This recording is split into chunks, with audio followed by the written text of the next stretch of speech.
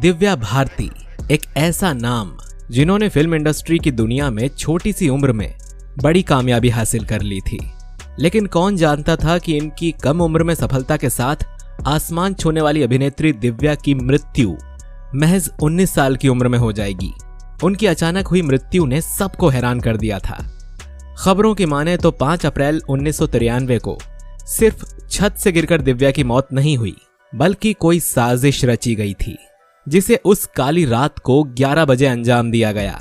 दिव्या की रहस्यमय तरीके से मौत के पीछे का क्या कारण है? क्या वो किसी के रास्ते का पत्थर बन गई थी? और जानेंगे कि आखिर इतनी खुशमिजाज लड़की से किसी की क्या दुश्मनी हो सकती है। आज हम आपको बताएंगे दिव्या भारती का यूं दुनिया से चले जाना सिर्फ हादसा था या सोची समझी साजिश।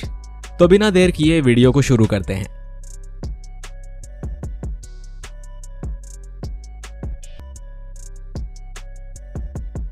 दोस्तों, एक वक्त पर बॉलीवुड की सबसे बड़ी एक्ट्रेस में गिनी जाने वाली दिव्या भारती ने बेहद कम उम्र में ही अपनी अलग जगह बना ली थी। वो अपनी खूबसूरती, मासूमियत और टैलेंट के जरिए लाखों दिलों पर राज करती थीं। उन्होंने एक के बाद एक हिट फिल्में देकर उस समय की बड़ी बड़ी हीरोइंस को चुनौती दी। उन्होंने ऐसा काम किया कि बॉलीवुड का हर डायरेक्टर उनके साथ फिल्म बनाना चाहता था और उन्होंने 3 साल में 12 फिल्में करके शोहरत पाई, शादी की और सिर्फ 19 साल की उम्र में दुनिया से रुखसत हो गईं।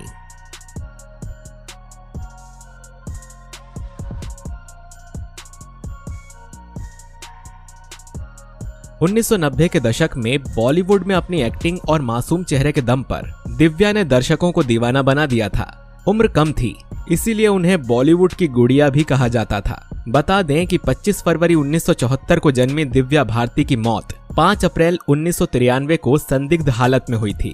दिव्या की मौत को अब 29 साल पूरे हो चुके हैं। मुंबई पुलिस 1998 में ही मौत की जांच से जुड़ा केस बंद कर चुकी है। पुलिस ने ये मानकर केस खत्म कर दिया कि ये एक हादसा था। कहा जाता है कि रात 11 बजे दिव्या मुंबई के वर्सोवा में अपने फ्लैट के 5वें माले की बालकनी से गिर गईं और उनका निधन हो गया। पूरी फिल्म इंडस्ट्री दिव्या की मौत की खबर सुनकर हैरान रह गई। फैंस को यकीन नहीं हो रहा था कि दिव्या इस दुनिया में नहीं है और कितनी ही फिल्में आधी अधूरी छोड़कर दिव्या भारती चली गईं और आज तक उनकी कमी खलती है। दिव्या किसी फिल्मी परिवार से नहीं थी। पिता ओम प्रकाश भारती बीमा कंपनी में ऑफिसर थे और मां मीता भारती एक हाउसवाइफ। दिव्या ने 9वीं क्लास तक ही पढ़ाई की। 14 साल की उम्र में पढ़ाई छोड़कर मॉडलिंग शुरू कर दी। गोविंदा के भाई कीर्ति कुमार ने दिव्या को अपनी फिल्म राधा का संगम के लिए साइन किया था, मगर किसी कारणवश दिव्या को फिल्म से बाहर किया गया और उनकी जगह जूही चावला ने अदाकारी की। उसके बाद दिव्या भारती ने अपने फिल्मी करियर की शुरुआत तेलुगु सिनेमा से की। वहां नाम कमाने के बाद दिव्या ने साल 1992 से 1993 के बीच 14 से ज्यादा हिंदी फिल्में साइन की, जो हिंदी सिनेमा में एक रिकॉर्ड है। साल 1992 में दिव्या भारती और सनी देओल की फिल्म विश्वात्मा रिलीज हुई।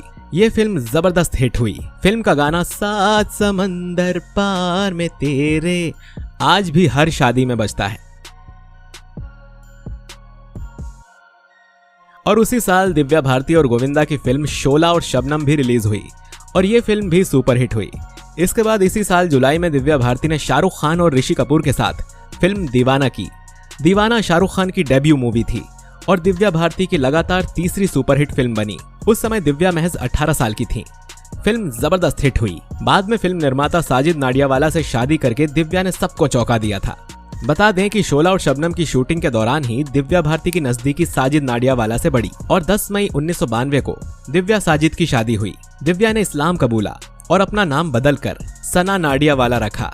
साजिद ने एक इंटरव्यू में बताया था कि हमने शादी की बात छिपाए रखी क्योंकि दिव्या का करियर दांव पर लगा था। ये बात बाहर निकलती तो प्रोड्यूसर डर जाते। दिव्या हमेशा से अपनी शादी की बात सबको बताना चाहती थी, लेकिन मैंने उन्हें बार बार मना किया। अब आपको बताते हैं कि आखिरी सांस तक दिव्या क्या कर रही थी। वैसे तो दिव्या भारती की मौत आज भी एक रहस्य ही है।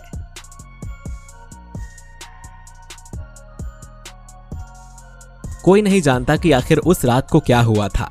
कोई इसे हादसा कहता है तो कोई इसे साजिश बताता है, लेकिन पुलिस की जांच में जो सामने आया है उसके मुताबिक ये एक हादसा ही था। 5 अप्रैल 1993 को वो काली रात थी जब दिव्या भारती की मौत हुई। बताया जाता है कि 4 अप्रैल को दिव्या एक फिल्म की शूटिंग करके चेन्नई से मुंबई लौटी थी। उन्हें अगले दिन फिर से शूटिंग के लिए हैदराबाद जाना था। दिव्या एक फ्लैट खरीदना चाहती थी। जब ब्रोकर ने उन्हें फ्लैट के बारे में बताया तो दिव्या ने अपने फिल्म प्रोड्यूसर को फोन करके बोला कि मैं हैदराबाद 5 नहीं 6 अप्रैल को आऊंगी।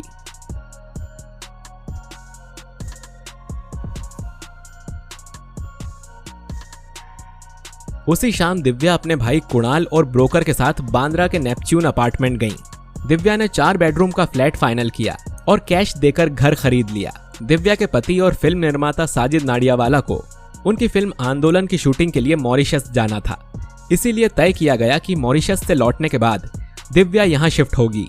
इसके बाद दिव्या अपने माँ के घर पहुंची। वहां उनसे मिलकर फैशन डिजाइनर नीता लुल्ला दिव्या की ड्रेस फाइनल करने आने वाली थी। रात के लगभग 10 बजे नीता अपने साइकेट्रिस्ट पति डॉक्टर श्याम के साथ दिव्या के घर पहुंची। घर पर दिव्या के अलावा उनकी मेड अमृता थी। अमृता दिव्या के बचपन से ही उनकी देखभाल करती थी। दिव्या, श्याम और नीता लिविंग रूम में बैठकर टीवी देख रहे थे। तीनों ने ड्रिंक्स ली।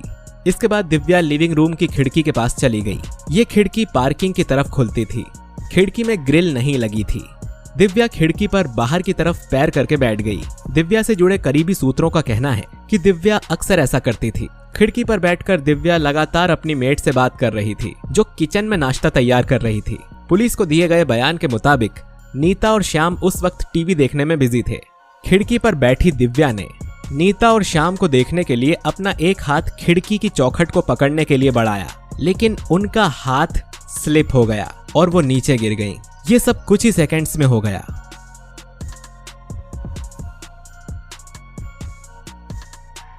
जब नीता, श्याम और अमृता भागकर नीचे गए तो देखा कि पार्किंग में गिरी दिव्या तड़प रही है। दिव्या के चारों तरफ खून ही खून था। दिव्या उस वक्त जिंदा थी। उन्हें तुरंत मुंबई के कपूर अस्पताल ले जाया गया। अस्पताल के आईसीयू वार्ड में दिव्या ने अपनी आखिरी सांस ली। दिव्या की आखिरी मेडिकल रिपोर्ट तैयार करने वाले डॉक्टर के मुताबिक दिव्या के पेट में थोड़ा सा अल्कोहल था, लेकिन उसकी मात्रा इतनी ज्यादा नहीं थी कि कोई अपना होश खो बैठे। दिव्या की मौत से पूरा देश दुखी हो गया। दिव्या के फैंस, बॉलीवुड जगत के लोग सब सदमे में थे। 2 दिन बाद हिंदू रीति रिवाज से दिव्या के पति साजिद ने उनका अंतिम संस्कार किया। अपनी मौत के इतने सालों बाद भी दिव्या लोगों के दिलों में जिंदा है।